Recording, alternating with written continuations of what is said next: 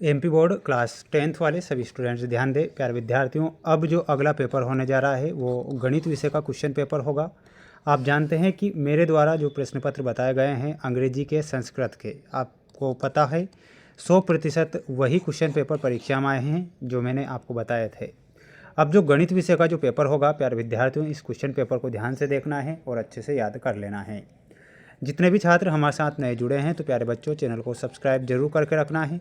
हमारे द्वारा जो लाइव क्लासें भी ली जा रही है उनमें भी आपको ज़रूर जुड़ना है, क्योंकि ये पूरा का पूरा जो क्वेश्चन पेपर है आ चुका है आपकी स्क्रीन के सामने, जो 100% प्यारे विद्यार्थियों परीक्षा में देखने को आपको मिल जाएगा। तो क्वेश्चन बिल्कुल मिस नहीं करना है। क्वेश्चन आप देख सकते हैं आपकी स्क्रीन के सामने, क्वेश्चन आ चुके हैं। प्यारे विद्यार्थियों, चैनल पर अगर आप हमारे साथ नए जुड़े हैं तो सब्सक्राइब चैनल को आप ज़रूर करके रखें, क्योंकि मेरे द्वारा जो प्रश्न पत्र मैं आपको बताऊंगा ये 100% प्यारे विद्यार्थियों परीक्षा में छपेंगे और आपको देखने को मिल जाएंगे। सही विकल्प चुनकर लिखे में प्यारे विद्यार्थियों, प्रश्न आपसे पूछा गया है कि 26 और 91 का हाईएस्ट कॉमन फैक्टर कितना होता है। प्यारे विद्यार्थियों, आप जानते हैं कि 26 और 96 का जो HCF होगा वो कितना हो जाएगा। तो यहाँ पर आपको 13 करेक्ट उत्तर के रूप में लिखना है, जो कि सही होगा। रैखिक बहुपद AX + B का शून्यक होगा, तो शून्यक क्या हो जाएगा, इसमें आपको लिखना है -B/A। -B/ जो A है इसका AX + B का शून्यक होगा, तो यहाँ पर आप ऑप्शन नंबर C करेक्ट उत्तर के रूप में लिखेंगे। एक भी क्वेश्चन को छोड़ेंगे नहीं, सारे क्वेश्चन याद कर लेंगे। जो प्रश्न बता रहा हूँ ना परीक्षा में आएंगे, है ना, आप जानते हैं और आपने अंग्रेजी का और संस्कृत का पेपर देख लिया है। जब A1/A2 बराबर B1/B2 बराबर नहीं C1/C2 हो तो रैखिक समीकरण युग्म A1x + B1y + C1 बराबर 0 तथा A2x + B2y + C2 बराबर 0 के हल होंगे। तो इसका क्या हल होगा, तो इसमें आपको लिखना है इसका कोई हल नहीं होगा, तो इसमें आपको ऑप्शन नंबर बी लिखना है। इसके बाद में अगला देखिएगा, AP 2, 7, 12 का सर्वांतर क्या होता है। तो सर्वांतर आपको 5 सर्वांतर बताना है। क्या बताना है, 5 हमारा सही होगा। 5वां क्वेश्चन परीक्षा में आएगा, यदि एक बिंदु P से Q केंद्र वाले किसी वृत्त पर PA PB स्पर्श रेखाएं परस्पर 80 डिग्री के कोण पर झुकी हो तो समकोण त्रिभुज POA बराबर कितने डिग्री का बनेगा। तो वो कितने डिग्री का बनेगा, 50 डिग्री का। दो समरूप त्रिभुजों की भुजाएं 4:9 के अनुपात में हैं। इन त्रिभुजों के क्षेत्रफलों का अनुपात हमें बताओ। तो अनुपात क्या हो जाएगा, 16:81 हो जाएगा। तो इसमें आपको लिखना है 16:81। ठीक है, ये ध्यान रखना है। इसके बाद देखिएगा, ये रिक्त स्थान वाले क्वेश्चन आएंगे परीक्षा में, तो आप इसे ध्यान से देखें। सभी त्रिभुज समरूप होते हैं, तो कैसे त्रिभुज, तो इसमें आपको क्या लिख कर आना है, सभी समबाहु जो त्रिभुज होते हैं वो कैसे होते हैं, समरूप। किसी बिंदु की y अक्ष से दूरी कहलाती है, तो वो क्या कहलाएगी, वो x निर्देशांक कहलाएगी। तो यहाँ पर आपको लिखना है x निर्देशांक वो कहलाती है।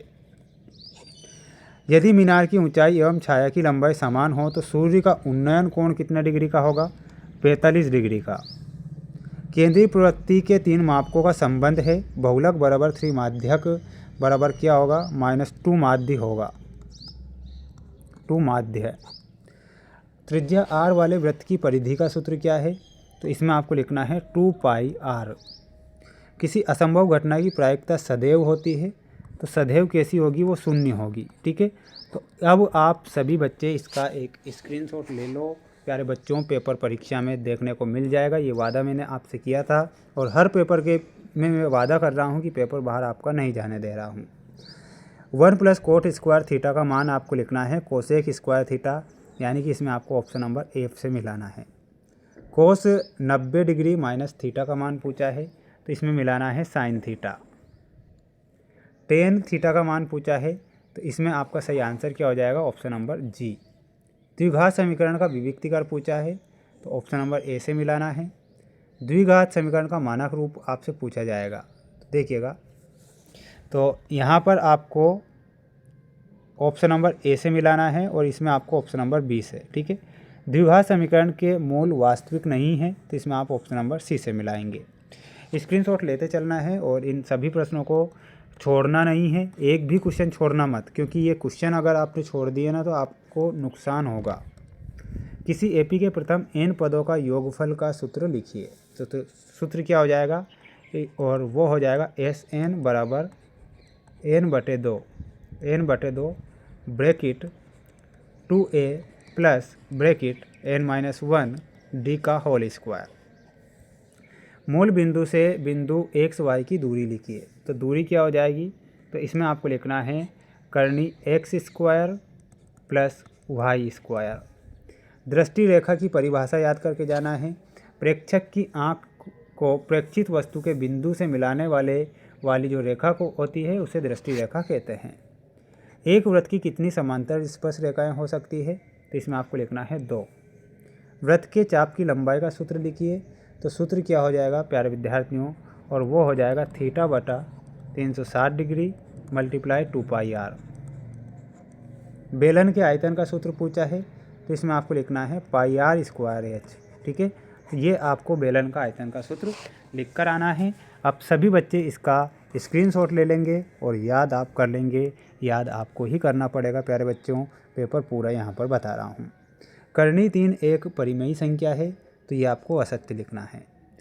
2, 4, 6, 8 एक समांतर श्रेणी है, ये आपको सत्य लिखना है।